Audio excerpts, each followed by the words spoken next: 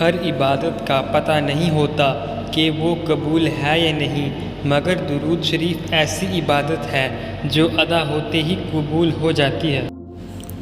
نماز عشاء چھوڑنے والے ہمیشہ پریشان رہتے ہیں، کائنات نیگلی ہو کر سیاہ ہو جاتی ہے اور ہمارے دماغ اور نظام اعصاب پر اثر کرتی ہے، نیند میں بے سکونی اور برے خواب آتے ہیں، جلد بڑھاپا آ جاتا ہے۔ اے بلندیوں کے بادشاہ، اے رب کائنات، ہمارے دلوں کو شیطان کے شر سے بچانا، صرف اور صرف اپنی رضا کا غلام بنانا۔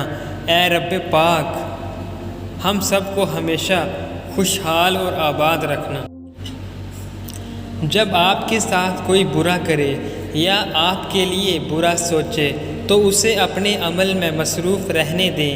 آپ کو یہ یقین ہونا چاہیے کہ آپ کے رب کو نہ نیند آتی ہے اور نہ اونگ۔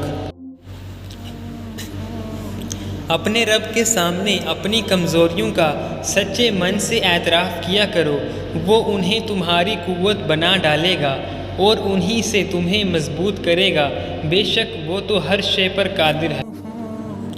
مجھے سجدوں پہ یقین ہے، میری دعائیں اس ایک کے سامنے ہوتی ہیں جو نیتوں سے واقف ہے، وہ مجھے پہلے آزمائے گا اور پھر آخر میں نوازے گا اور پھر کہے گا بتا تیرا کون ہے میرے سوا۔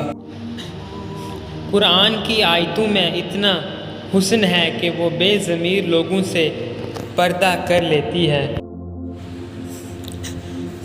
جب اللہ کسی سے ناراض ہوتا ہے تو اسے اپنے سے غافل کر کے کسی ایسی چیز کی طلب میں لگا دیتا ہے جو اس کی قسمت میں نہیں ہوتی۔ خدا تم سے بہت پیار کرتا ہے، اس بندے کی اوقات کیا ہے جو تم سے نفرت کرتا ہے۔ جو لڑکیاں پردہ نہیں کرتیں اور سوچتی ہیں کہ ہمارا ذہن صاف ہے تو ان کے لیے عرض ہے کہ تمہارا ذہن کتنا بھی صاف ہو، فاطمہ بنت محمد صلی اللہ علیہ وسلم سے زیادہ صاف نہیں ہو سکتا، اور پردہ کرنے کا حکم انہیں بھی تھا۔ بات صرف 1.5 گز کے حجاب اور 4 گز کے عبایا کے اس ٹکڑے کی نہیں، بات تو اس محبت کی ہے جو تمہارے رب کو تم سے ہے۔